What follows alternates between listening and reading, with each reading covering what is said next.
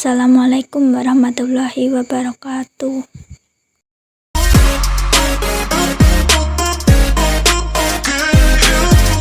Few moments later.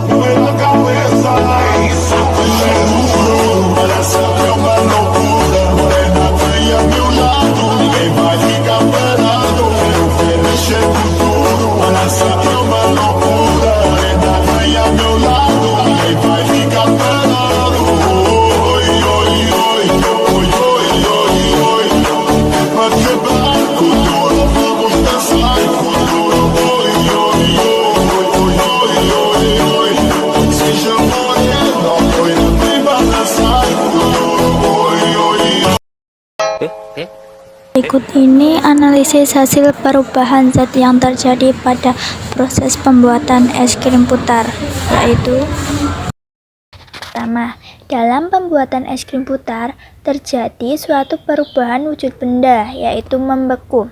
Terjadinya peristiwa membeku disebabkan karena perubahan suhu, sehingga adonan bahan es krim yang awalnya cair dapat berubah wujud menjadi suatu es krim yang padat karena membeku.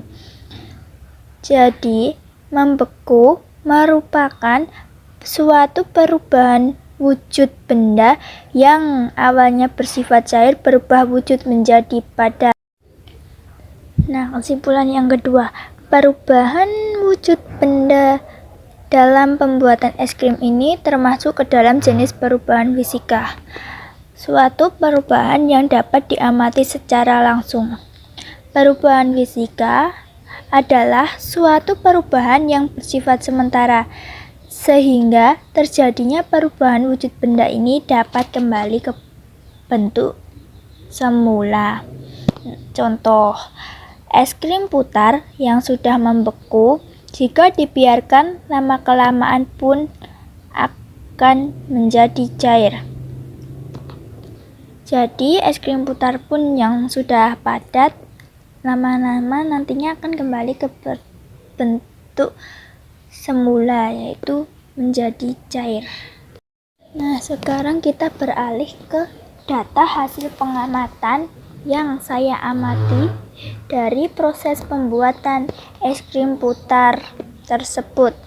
Yang pertama, setelah beberapa saat kaleng yang berisi adonan dari bahan-bahan es krim jika diputar, terlihat adanya suatu uap yang keluar dari bawah tutup kaleng, yang sebenarnya tutup tersebut telah ditutup rapat-rapat.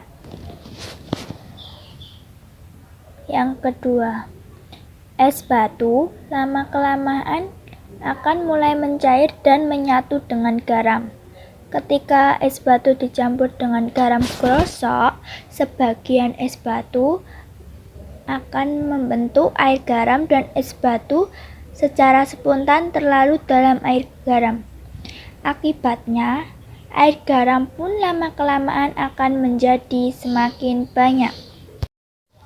Yang ketiga nih, adonan dari bahan-bahan es krim di dalam kaleng yang terendam oleh es batu dan diberi garam krosok, lama-kelamaan akan dapat membeku menjadi padat seiring dengan proses pemutaran kaleng tersebut.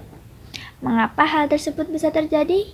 Nah, hal tersebut bisa terjadi karena proses perpindahan kalor dari adonan bahan-bahan es krim ke campuran es batu dan garam krosok tersebut.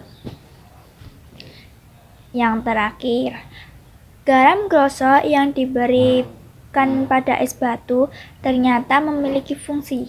Garam krosok tersebut berfungsi sebagai zat terlarut pada es batu yang menyebabkan temperatur menjadi lebih rendah, sehingga dapat mempercepat Proses pembekuan adonan es krim putar yang berada di dalam kaleng tersebut. Berikut ini kesimpulan yang bisa saya dapatkan dalam pembuatan es krim putar. Yang pertama, dalam pembuatan es krim putar ternyata terdapat keterkaitannya dengan materi ilmu pengetahuan alam dan sosial bab 2, yaitu zat dan perubahannya. Es krim putar termasuk ke dalam perubahan zat membeku, yaitu suatu perubahan yang awalnya bersifat cair berubah menjadi padat.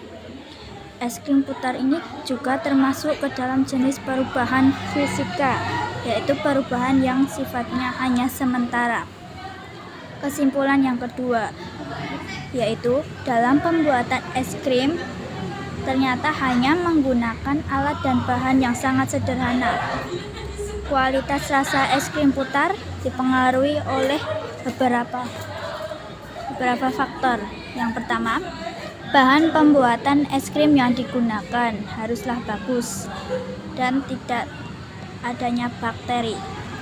Faktor yang kedua, banyaknya es batu dan garam gosok yang digunakan untuk mempercepat pembekuan adonan bahan es krim.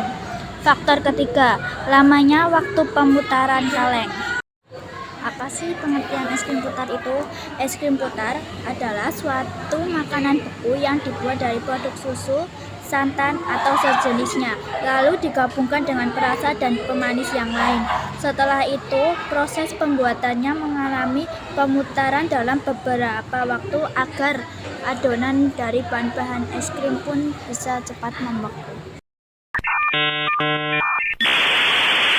Saya